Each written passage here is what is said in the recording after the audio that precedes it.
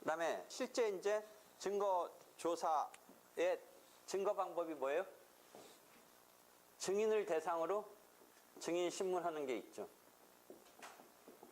그렇죠? 그다음에 감정인이 등장하겠죠. 또 그다음에 당사자 신문하는 경우도 있다고 그랬죠. 이건 당사자가 증거 방법이죠. 그러니까 이게 증거 방법이고 이게 증거 조사 절차죠. 그렇죠? 감정 절차는 증인 신문 절차, 감정인 신문은 감정에 있어서 감정인 신문은 증인 신문 절차 준용하고 당사자 신문도 이렇게 준용하고 다만 이 조문은 배치는 요런 순서가 아니라 요 뒤에 있다고 그랬죠. 그다음에 물적인 증거로 서증, 문서를 대상으로 한 서증, 그죠? 그다음에 어떤 유체물을 사람의 오간이라고 할 때 어떤 감각, 5가지 감각 이걸로 판단을 하는 검증이 있죠. 검증 유체물을 가지고 하는 이 조문의 위치는 당사자에 대한 당사자 신문이 여기에 있다고 그랬죠. 그렇죠? 그다음에 그 밖의 증거, 그다음에 증거 보전 이렇게 되어 있죠. 그래서 이게 증거 조사 이제 실제 조문인데 다행히 여기는 조문이 소 제목이 딱 타이틀이 있어서 그나마 찾기 쉬워요. 민사소송법 조문이 찾기가 상당히 어려운데 여기는 증거법 들어가서 그렇게 딱딱딱딱 돼 있으니까 들어가서 보면 돼요. 하여튼 증인 신문 그럼 보도록 합시다. 뭐 증인이 뭔지 계속 설명하죠. 증인과 감정인의 차이, 증인과 당사자 본인의 차이, 뭐 신문의 차이, 뭐 이런 거 계속 지금 교과서에 보면 도표로 그려놨으니까 나중에 어딘가에 다 도표로 그려놨어요. 일단 증인은 당사자가 아닌 제3자죠. 증인과 당사자 본인은 구별이 되죠. 그 다음에 감정 절차에서의 감정인과 증인신문에서의 증인의 차이는 뭐라고 그랬어요? 증인은 목격한 사실을 보고하는 거죠. 근데 감정은 거기에 판단 같은 게 가미돼서 그 판단이 자기의 지식과 경험과 노하우.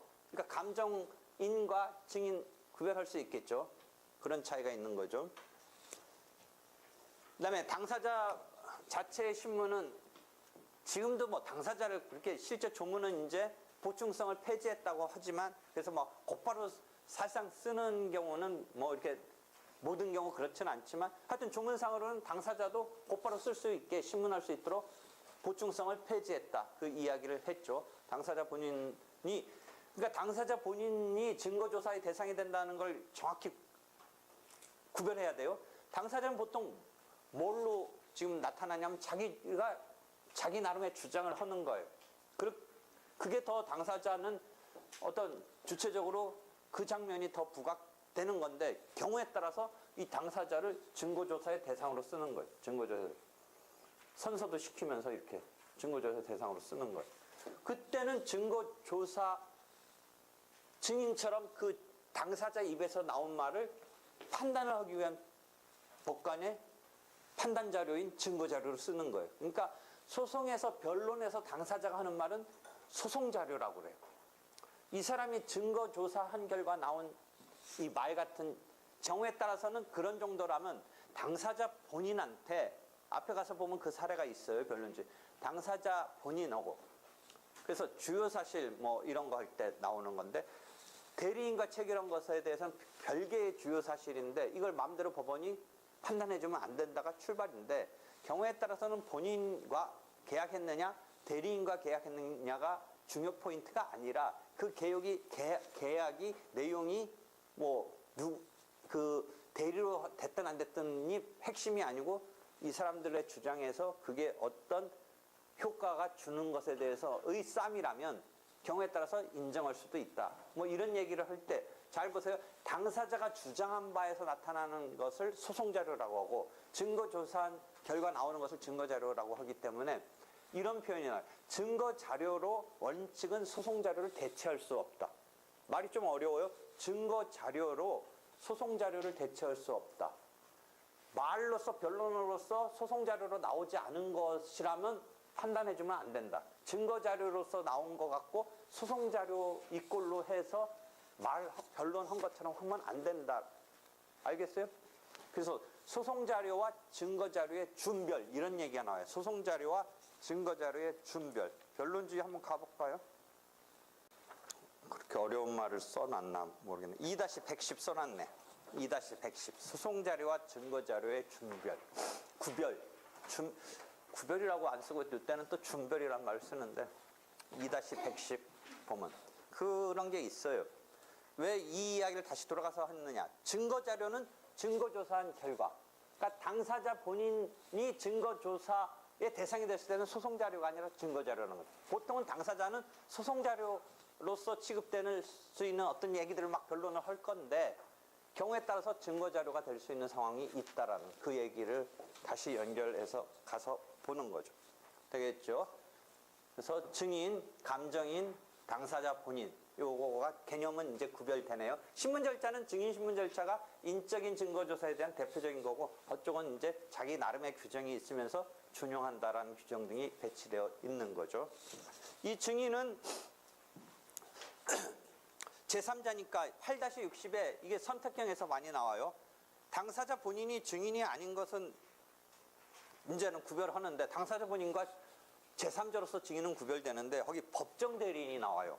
법정 대리인은 대리인이니까 소송 대리인은 제3자인데 그러니까 그 사건의 소송 대리인이 증거조사에 쓰일 때 어떤 방식으로 하냐. 뭐 방식은 뭐 신문 방식은 똑같지만 하여튼 그 개념상 구별되는 것은 소송 대리인은 당사자 본인이 아니라 증인이에요. 제3자니까.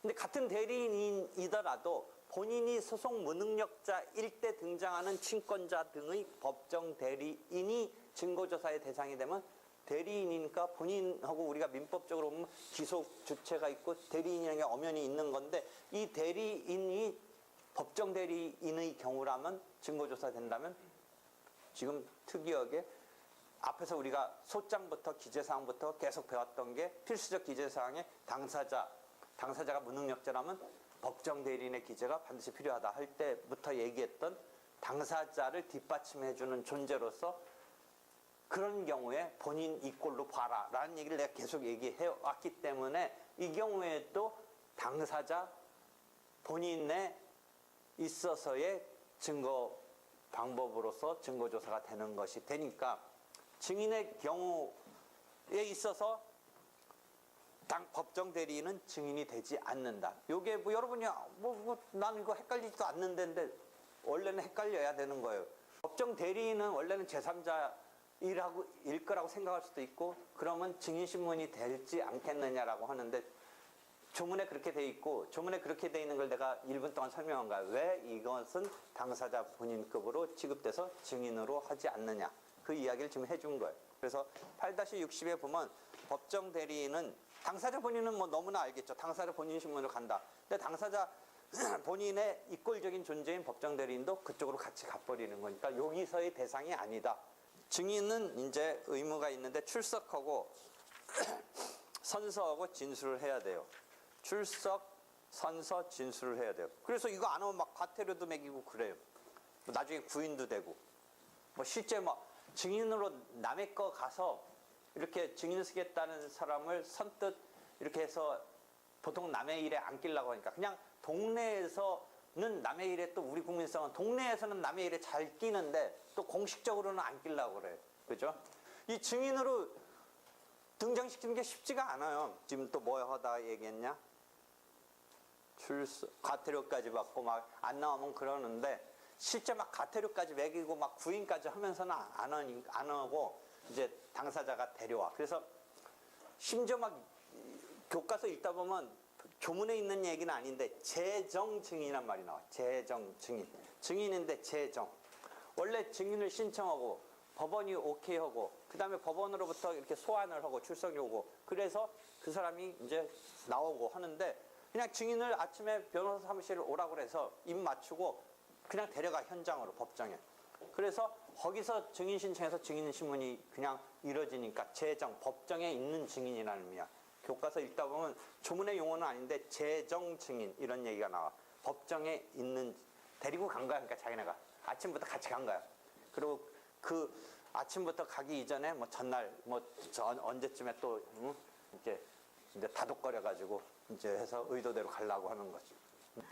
그러니까 증인은 목격 사실을 사람을 이렇게 데려와서 그 목격 사실을 보고하게 해서 이걸 판단자로 쓰는 건데, 그러니까 증인은 감정인과 하나 중요한 차이는 뭐라고 해서 나중에 도표로 다 그냥 대체성이 없어. 물론 그걸 목격한 사람이 2명, 3명은 있을 수 있지만 그자여야 돼. 그 목격한 자는. 감정인은 판단, 노하우, 경험으로 하니까 어때? 자연인 아니더라도 돼. 법인은. 감정 법인도 있을 수 있고, 그 다음에 그 대체성이 있는 거야. 감정인은. 그렇지. 꼭 그 사람이 안 해도 돼. 그런 정도의 경험과 노하우, 지식은 또 다른 어떤 사람한테 감정을 시키면 되지. 그러니까 증인하고 감정인이 대체성이 있냐 없냐가 되게 중요한 차이야. 이해되겠지? 그러니까 감정의 경우는 막 구인하고 이런 단계에 막 가는 것에서 굳이 그 사람이 안 하겠다면 강제로 그 사람 보고 하라고 할 필요는 없는 거야. 증인은 근데 이 사람 아니면 안 되니까 그런 장치가 마련되어 있는 거다라는 거죠. 그래서 혹시 뒤에 봐봐. 여기 증인과 감정인 차이에 보면 8-74, 75 직전에 보면 비대체적이지 증인은. 그러니까 구인까지 막 가잖아. 감정인은 구인이 불가능하다라고 하잖아. 대체적이니까. 꼭 이 사람 데려올 필요는 없잖아. 그지? 그 다음에 그것도 있어. 기피에 관한 규정이 있냐 없냐인데, 증인은 그 사람 아니면 안 되니까 그 사람 기피하면 쓸 사람이 없게 되잖아. 증인으로. 근데 감정인은 그 감정인으로 나오는 사람이 뭔가 이 사건과 뭔가 불공정하게 연결됐다면 기피하려면 할 수 있다라는 제도가 있는 거지. 그러니까 기피에 관한 규정이 336조에 감정인의 경우는 있지. 그치? 이런 거는 그러니까 지금 이런 거는 사례형으로 물어볼 수는 없고 선택형에서 물어보는 거야. 그래서 선택형으로 물어보는데 민사법은 이제 선택형 좀 없애자. 옛날 사법시험처럼 헌민형만 남기고 막 이런 거 자질구레하고 막 판례 막 이상한 거 외워야 되고 하니까 지금 일본이 없앴어. 근데 그러니까 우리도 또 없애려고 지금 하는 건데, 그 저번 학기 얘기했죠. 없애려면 없앤다고 하고 2년인가 3년 경과 규정이 있어서 설사 없애더라도 여러분은 봐야 될 거야. 만약 없애는 것을 결정이 나도 법을 바꾼 다음에 그 보니까 2년인가 3년부터 적용한다고 돼 있더라. 물론 바꾸면서 그 규정을 깨고 뭐 그냥 실시한다 라고 할 수 있는지 모르지만 하여튼 법에는 그런 거 과목을 범위나 이런 걸 변경하면 뭐 2년인가 3년 뒤부터 뭐 적용한다 이렇게 돼 있기 때문에 여러분은 선택형 봐야 돼. 하여튼 출석하고 이렇게 돼서 구인까지 잘못 당할 수도 있다. 뭐 그 이야기야. 그 다음에 신문 절차는 다시 증인신문을 신청하는데 8-66에 증인 조사 방식이 3가지가 있다. 그 증인이 이제 뭔가 때문에 법정에서 증언을 하고 증인신문을 통한 그 증언, 신문을 통해서 나오는 증언을 갖고 판단하는데, 이걸 갖다가 미리 진술서를 제출하는 방식으로 해서 서면을 내는 경우도 있어.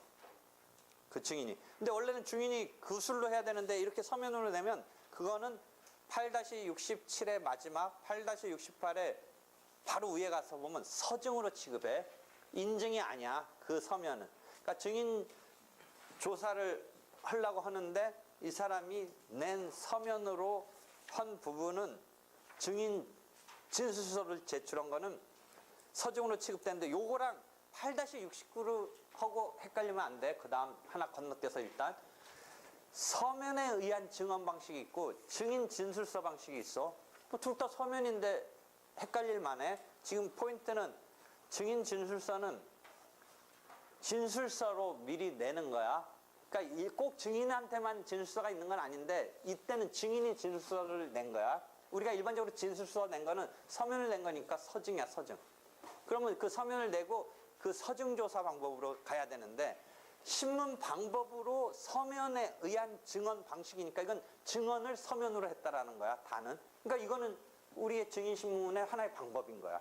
그러니까 가하고 다는 차이 나지. 가는 서증이고 다는 지금 증인신문에 증언을 서면으로 한 거야. 경우에 따라서 허용하고 있어. 어떤 때야? 서면에 의한 증언은 앞에서 출석함에 있어서 다시 돌아가서 보면 8-62에 가서 확인해 보면 라에 해당하는 얘기가 그거야. 한편 법원은 증인과 증명할 사항의 내용 등을 고려하여 상당하다고 인정하는 때는 출석, 그 다음에 증언에 대신하여 증언할 사항을 적은 서면을 제출하게 할 수 있다는데, 경우에 따라서 할 수 있다는데, 이렇게 되면 이거는 증언하는 방식으로서의 서면이 이용된 거지. 가하고 다는 차이가 있는 거야. 그 다음에 우리가 일반적으로 보는 건 나야, 나. 우리가 일반적으로 보는 건 나야. 여러분이 일반적으로 실제 모의적으로도 해본다든지 하는 건 나의 방식이야. 그러니까 법정에서 이렇게 물어보는 식으로 하는 거는 나에 해당해서 다만 신문사항을 제출해, 미리. 자기가 물어볼 걸. 이거는 어떤 의미에서 유용하냐면, 원래 증인은 뭐야? 목격한 사실을 보고시키는 건데, 증인이 신문사항을 작성하면 어떻게 되냐면, 목격한 사실을 이 증인의 입에서 막 그렇게 자질구레 그 어떤 그때 당시의 정황이라든지, 그때 당시의 어떤 환경이라든지, 그때 당시에 어떤 뭐가 일어난 일의 어떤 하나하나 미주알 고주알을 이 사람 입에서 나온 걸 갖고 판단을 해야 되는데, 증인 신문 상황 방식은 어때? 그걸 그냥 물어봐, 이 사람이. 그럼 물어볼 때 그게 뭐야? 뭐 이렇게 해서 이런 일이 있었죠? 라고 물어봐. 그러면 예 또는 no 이렇게. 그럼 이거는 실제 증언에서 판단의 자료를 얻고자 할 때 약간 왜곡이 되는 거야. 그렇지? 자기네들이 그 다음에 거기다 한 편 더 짜고 나온다는 것까지 가져오면 더더욱 왜곡되는 거지. 짜고 나왔을 때 원하는 것만 그냥 저절로 놔두면 거기서 막 불리할지 유리할지 모르는 어떤 정황이 막 나오는데, 그치? 증언의 입에서. 그 다음에 이쪽 판단할 사람은 그거 가지고 뭔가 판단하는데, 이 사람들은 자기네 의도한 것만 막 갖고 나오는 거야. 그러니까 이거는 yes, no로 하면 안 되고, 본인 진술식으로 이렇게 신문을 하는 게 더 객관적 진실에 갈 수 있는 역할을 해주는 건데, 이게 이렇게 지금 전개되고 있는 것은 yes, no로 전개되면 안 된다는 얘기가 나오는 거야. 그러니까 이 증인의 입에서 나올 어떤 막 한 막 세네 줄짜리 얘기를 질문을 확 던지고 이 사람은 예 이렇게 하는 거고, 그 질문이 자기네 의도한 어떤 대답이야. 그러니까 이게 왜곡이 되는 거지. 이해하겠어? 그렇지만 하여튼 지금 법정에서 이렇게 하면 요새는 속기를 녹음까지 하는데, 옛날에는 잘못하다가 막 구구절절 말하면 그거 하나도 반영 안 되고 하니까 미리 답변이 될 만한, 증언이 될 만한 내용을 이게 질문을 하는 그런 역할을 해줬어. 근데 그게 왜곡시킬 수도 있다는 거지. 자기네가 하고 싶은, 보고 싶고, 말해지고 싶은 말을 던져놓고 yes, no 막 이렇게 해버리니까. 됐고, 그런 방식 등이 쓰인다. 그 다음에 출석 요구하고, 신문의 방식은 구술신문이지. 진술은 말로 하는 것이다. 그래서 거기 보면 377면 8-71의 밑에서 한 6, 7, 8제쯤 보면 구술 진술이더라도 서면의 기재를 그대로 낭독하는 진술은 구술 진술이라고 할 수 없다. 이런 표현이 의미 있는 표현이야. 그냥 써갖고 와서 읽으면 아니라는 거지. 자기가 써갖고 와서 읽는 거는 말로는 하고 있지만 읽는 것도 말이라고 할 수 있지만, 그 읽는 거는 그대로 써온 거를 말로 화한 것 뿐이지 본격적인 구술 진술이라고 할 수 없다. 그 이야기야. 그런 게 하나 중요한 문장이지. 그 다음에 격리신문해야 된다. 동일기일에 그 사건에 여러 증인을 신문한 경우는 따로따로 하는 게 원칙이다. 바깥에 잠깐 나가 있으라고 그래. 퇴정하라고 그래. 근데 경우에 따라서는 대질로 할 수도 있어. 대질할 때는 부득이 대질의 필요성이 있을 때는 같이 앉혀놓고 해야 되는데, 원칙적으로는 따로따로 해야 된다. 그 다음에 교호신문, 이것도 얘기했지. 주신문하고, 신청한 사람 주신문하고, 대립 당사자 틀에서 이쪽이 반대신문하고, 다시 이쪽이 또 한 번 재주신문하고. 근데 법관은 원래는 끝나고 나서 보충적으로 하는데, 도중에 개입신문 할 수 있다. 개입. 말 그대로 이해하면 돼. 보충이라는 의미가 보충, 개입이라는 의미가 개입. 이런 식으로 판사는 도중에 끼어들어서 근데 요게 뭐예요? 이렇게 식으로 뭐 해볼 수는 있다 이거지. 근데 기본 틀은 교호, 교차적으로 상호한다. 당사자 주의를 반영한 뭐 증인신문 방식이다. 이런 얘기가 나오죠. 좀. 주신문에서는 그 8-13 중간 부분 보면 요것도 객관식 지문에 나와. 주신문에서는 유도신문을 하여서는 안 되지만, 반대 신문에서는 필요한 때 유도 신문을 할 수 있다. 유도 신문이란 유도 자기네 의도대로 막 이렇게 하는 거야. 그러니까 객관적으로 목격한 것을 보고시킨다라고 한다면 유도 신문이라는 게 나오지 않는데 그 질문 자체를 막 자기네가 의도한 바대로 막 가가지고 이루치고 하면서 막 자기 의도받은 대로 끌고 가려는 막 그런 경우가 주신문에서 원래는 하면 안 된다 돼 있지. 그러니까 여러분 이것도 가까다 보면 뭐 이 있습니다 하면서 지금 뭐 유도신문 하고 있습니다 이런 거 가까다 있지. 그런 상황. 근데 반대 신문은 유도 신문을 경우에 따라서 할 수 있어. 그렇기 때문에 요 지문도 선택형 지문에 가까다 등장하는 지문이야. 그래서 이해하고 그다음에 감정인 설명 계속해 왔지. 감정이라는 게 뭔가. 증인과 감정인의 차이 그 박스에 있으니까 이해해 보면 되지. 하여튼 기피에 관한 규정이 증인에는 없다. 그 다음에 자연인에 한정되는데 이쪽 감정인은 법인에도 인정될 수 있다. 그 다음에 증인은 공동증언이라는 것은 원칙적으로 생각할 수 없다. 그렇지만 감정은 공동감정이 허용된다. 하여튼 대체성, 비대체성. 증인은 대체될 수 없다. 감정인은 대체할 수 있다. 이런 기본 성격을 알면 그 어떤 구별되는 것을 쉽게 이해할 수 있을 거야. 한편 감정인 자체도 아닌 전문 심리의원 제도가 있어. 특수사건에 첨단산업, 지식재산권, 국제금융 등에서 전문 심리의원이라 해서 이 사람은 외부에서 온 감정인도 아니고 법원 내부에서 상근하는 사람도 있지만 그때그때 필요에 의해서 판단을 보충하는 거야. 감정이라는 것의 중요한 기능은 뭐야? 판단자가 그런 어떤 것을 다 알 수가 없으니까 감정인을 통해서 판단에 어떤 하기 위한 것을 보충받는 거야. 판단자인 법관이. 감정인의 감정 의견에 100% 구속되는 건 아닌 거야. 감정인 중에 여러분이 이제 하나 예 들었던 게 우리가 예에서 한번 설명했던 건 뭐였어? 인신사고로 인한 손해배상에서 이 사람의 노동능력 상실률을 병원 의사한테 감정한다. 뭐 이런 거 얘기했지. 그러니까 그런 거는 그 나온 노동능력 상실률이 이 사람 직업에 따라서 의사가 지금 어떤 지금 장애를 있어가지고 어떤 정도의 능력이 상실됐다 이렇게 판단해 주는 거야. 그걸 갖고 판사가 판단을 하는데 감정인에 의한 재판이다라는 비판도 있어. 근데 판사가 그걸 그대로 수용함에 있어서 100% 구속되는 건 아니지만 수용을 해버린다면 감정인이 결국 재판한 거 아니냐 뭐 이런 얘기를 하는 거야. 또 하나 우리가 자주 되는 건 이거는 배보다 배꼽이 큰데 아파트 하자보수 이런 거. 그럼 막 그 감정 비용이 어마어마해. 잘못하다가 감정인만 좋고 뭐 별로 그 입주한 사람도 별반 혜택도 없어. 기분만 뭐야 이겼다는 생각만 있지 별 혜택도 없고 막 그렇게 되기도 해. 워낙 그 감정을 아파트 하나 올라간 거를 뭐 하자가 어떻게 따지는. 하여튼 근데 이 판단자는 그 사람 감정서에 의해서 판단하는 거. 그러니까 반대측은 이 감정이 못마땅한 반대측은 제 감정을 계속 요청하는 거야. 그 감정을 받아들이는 것에 대해서 못마땅한 측은 제 감정을 시키는 거지. 그렇지? 그렇게 해서 막 여기도 논란인데 하여튼 감정을 통한 어떤 어쩔 수 없는 판단을 보완하는 판단자가 그런 영역이 있을 수밖에 없는데 그래서 전문 심리위원 제도가 좀 그런 기능을 해주는 거인데 이건 증인 감정인 이건 아니야. 증인 감정이라는 건 틀려. 그 다음에 감정 절차는 원칙적으로 증인 신문의 절차를 준용한다. 8-77 이런 거지.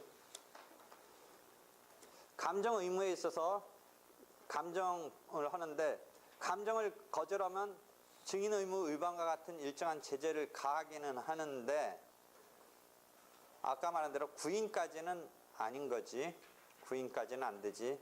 나름대로의 제재는 있을 수 있는데 구인까지는 안 된다 이거지. 감정인을 법원이 이렇게 절차하는 건지 개인이 뭐 감정받아 갖고 와서 서면을 감정서를 내고 하는 건 사감정이라고 그래요. 개인사자 써서. 그건 공식적인 이 감정은 아니고 판단에 쓰일 수는 있지만 정식으로 이 감정은 아니지. 그 다음에 최근에 그 밑에 가서 보면 비디오 등 중계장치에 의한 중계시설을 통하거나 인터넷 화상장치를 이용해서 감정인 신문을 할 수 있다. 감정인이 보통 전문가이고 이럴 때는 법정에 오라고 하기 뭐하니까 이런 식으로 할 수 있다. 이런 거지. 증인의 경우도 지금 하나 어디인가 있을 텐데 하나 만들어 놨는데 그 조문을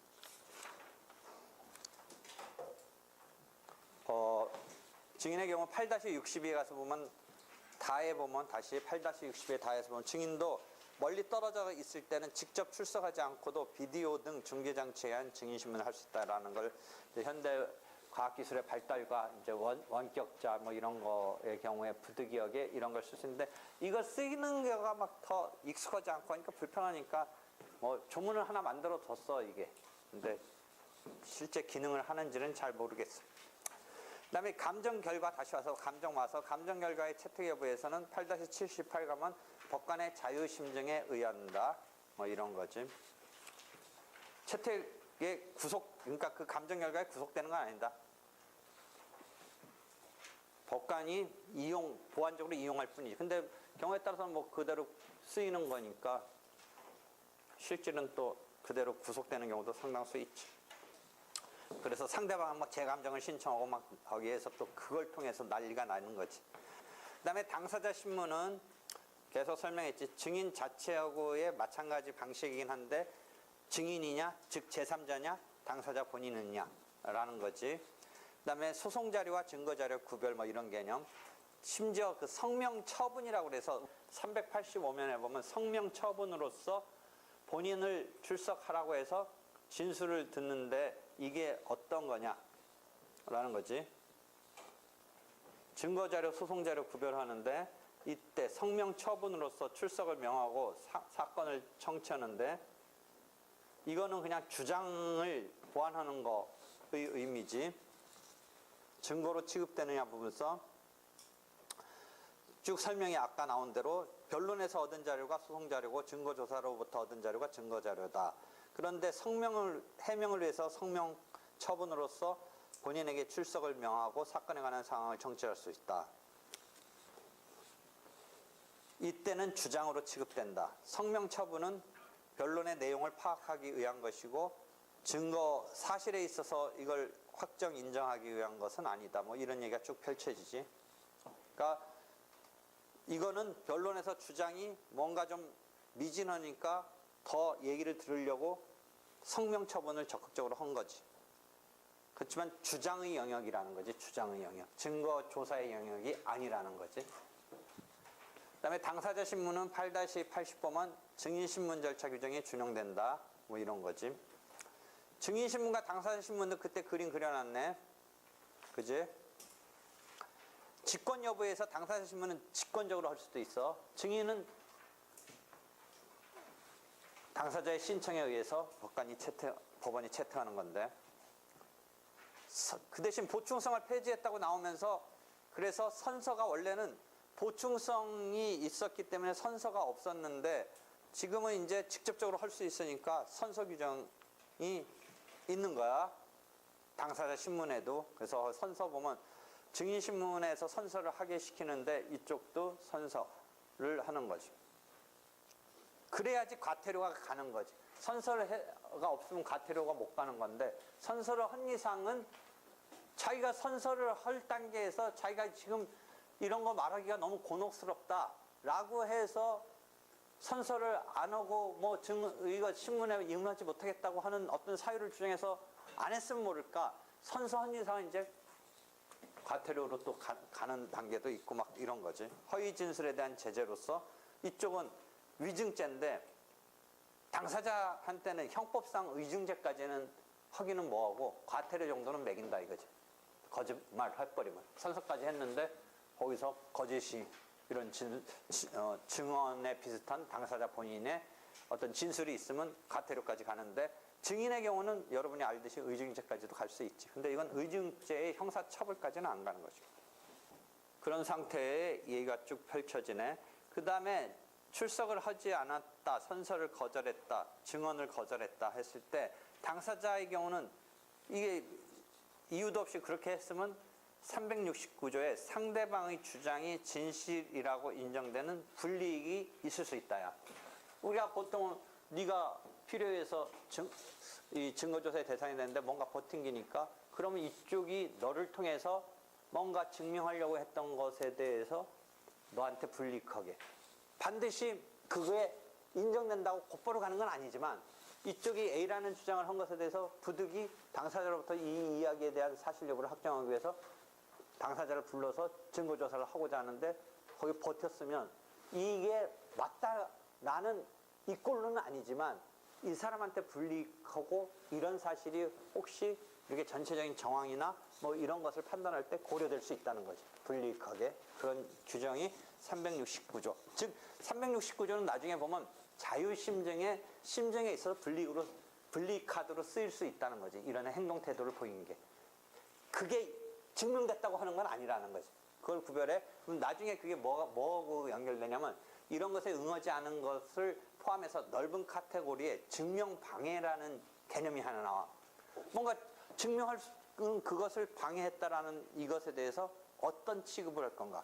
그랬을 때 입증 책임을 전환한다라는 카드도 생각할 수 있는데 입증 책임을 전환한다라는 카드는 뭐야? 내가 그걸 증명하려는데 네가 버팅기니까 그럼 네가 아니라는 걸 증명해라. 입증 책임을 그쪽이 나는 A라는 걸 하려고 하는데 네가 버팅이니까 그럼 A인 것으로 가야 되니까 네가 A가 아니다라고 증명해내라라는 게 증명 책임을 전환시키는 건데 그런 류의 제재성까지는 안 가고 그런 효과가 아니고 그냥 그런 행동에 대해서 법관이 자유심증의 영역에서 고려한다라는 거야. 어디에 그런 얘기가 나오냐면 증명 책임 등에 가서 보면